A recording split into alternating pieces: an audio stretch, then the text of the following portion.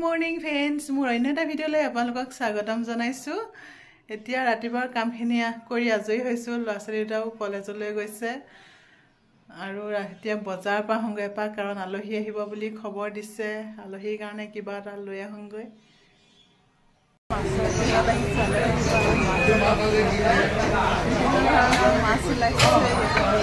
বিভিন্ন ধৰণৰ মাছেৰে বজাৰ ভৰি পৰিছে। চালানী, লোকেল, কোনবিধ লওঁ, বজাৰলৈ আহিলে তাকেই দুমোজাত কৰোঁ। লোকেল মাছকে ল'ব লাগিব, কাৰণ দুপৰীয়া বন শাকৰ লগত লোকেল মাছৰ তৰকাৰীখন খাবলৈ বহুতেই ভাল লগা হ'ব।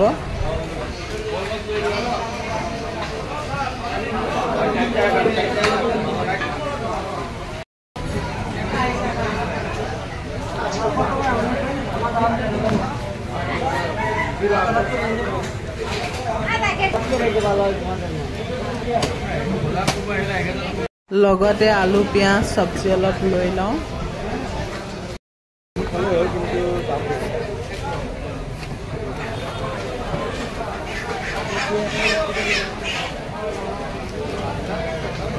এতিয়া বজাৰৰ পৰা আহি পাইছোঁ আৰু ভাতত লাগো। আলহীও আহি পাইছেহি। বাৰীত আজি বহুত শাক হৈছে। এইবিলাক দেখিছেনে? মাটিকাদুৰি শাক হৈছে আৰু এতিয়া মাছৰ লগত বনাম। ছিগি লওঁ ফটাফট। এয়া চাওকচোন কিমান ধুনীয়াকৈ মাটিকাদুৰিখিনি হৈ আছে। মাটিকাদুৰি মানে বহুত ভাল খোৱা, গাটো ঠাণ্ডা কৰি ৰাখে। গৰমৰ দিনত মাটিকাদুৰি। এয়া পালেং হৈছে, পিয়ালি পালেং। ধুনীয়াকৈ হৈছে। ঘৰত মানে শাককেইডাল হ'লে ধুনীয়াকৈ চব্জিটো মাছৰ লগত বনাই খাই থাকিব পাৰি।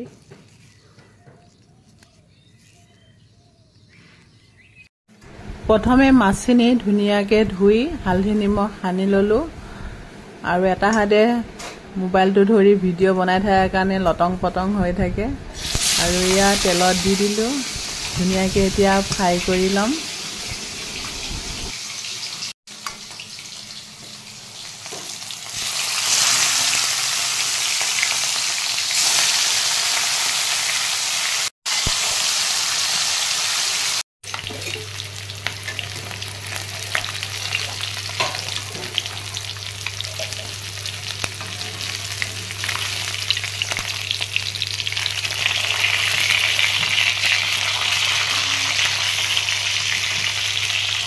চব্জিৰ কাৰণে লেচেৰা মাহ আৰু আলু কাটি লৈছোঁ মিহিকৈ।